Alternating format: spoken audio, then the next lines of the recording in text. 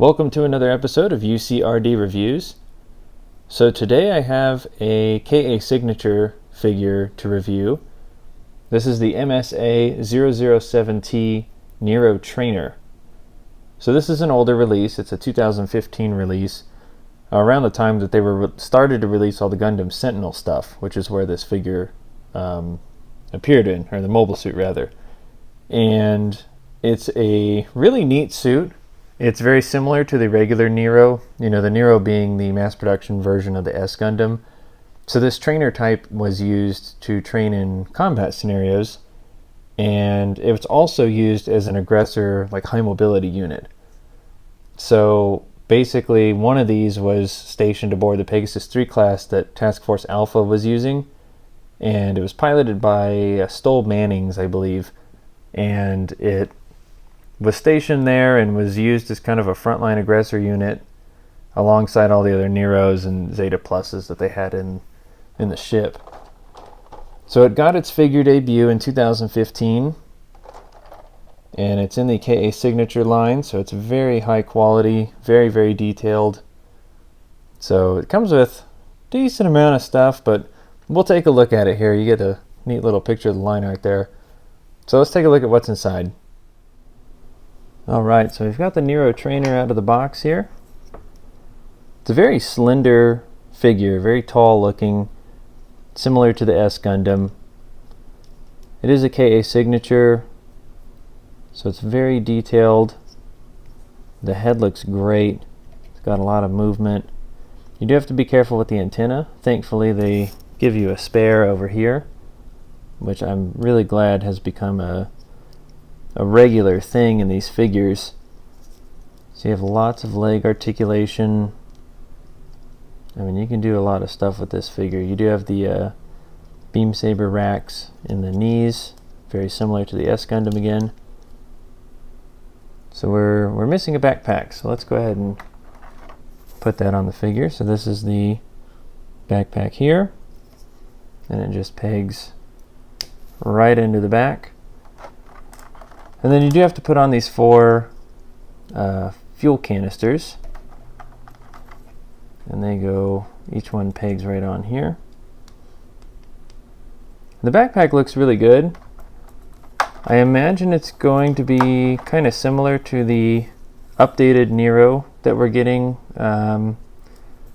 believe later on this month, which I ordered, so I'll have a review up of it. That's actually why I bought this trainer type, was to kind of be able to do a comparison. But it's a neat looking figure so far. And these verniers here move around a little bit. And then you have the shoulder verniers, which are over here.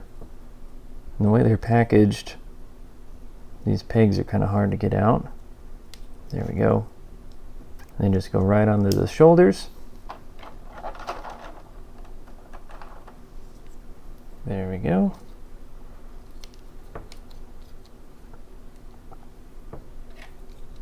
And they have a good range of movement. They can come all the way out to there.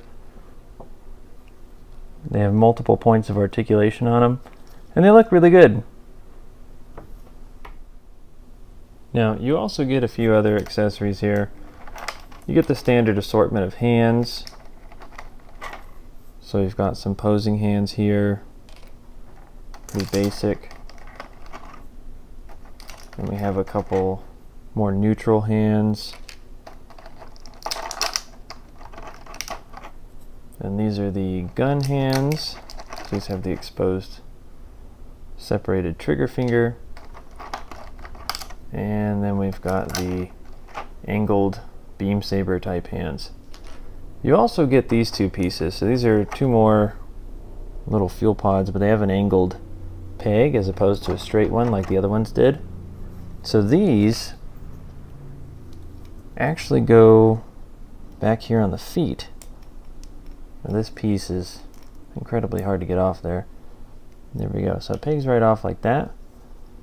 And then these will actually go up like this and kind of sit down in there like that. So it's an interesting replacement for the fuel canister, but it works. Now, one really interesting part of this set is you can actually remove the shoulder armor. See if I can do this. There we go. I guess I'll just throw it to the ground. And it actually comes with regular, like, Nero shoulders. So I'm assuming the idea here, I don't know if that one went in all the way. I guess it did. I'm assuming the idea here is you can actually create, hey, look, the whole arm came off. Create a regular Nero, but a red one, I suppose. So I don't really understand what the point of that was, or why these shoulders are included. And I also have never really seen the Nero Trainer sporting the regular Nero.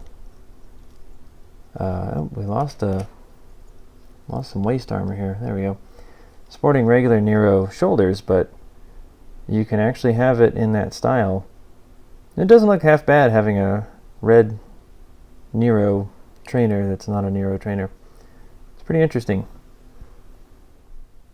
Now, one other thing you get in this set is actually this little card here.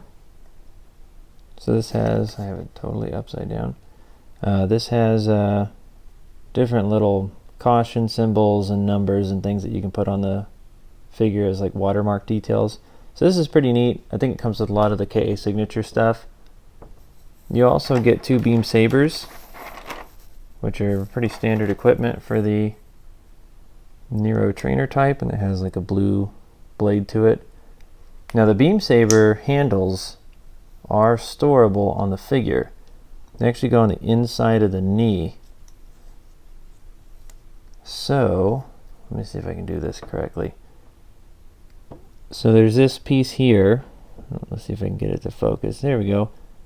So you want that to be up, and you kind of jam it in there at an angle, and it should go right on in, like so. And that way it doesn't mess with the articulation at all. Now these little rear fuel pods, they will mess with the articulation a little bit, but so that's where the beam sabers are stored. Now once you have the beam sabers in the legs, you can actually pull the knee joint out a little bit, and you can just pry the beam saber out like that. They are in there pretty snug, so that's an easier method of getting them out. Now the final accessory here is actually the beam rifle.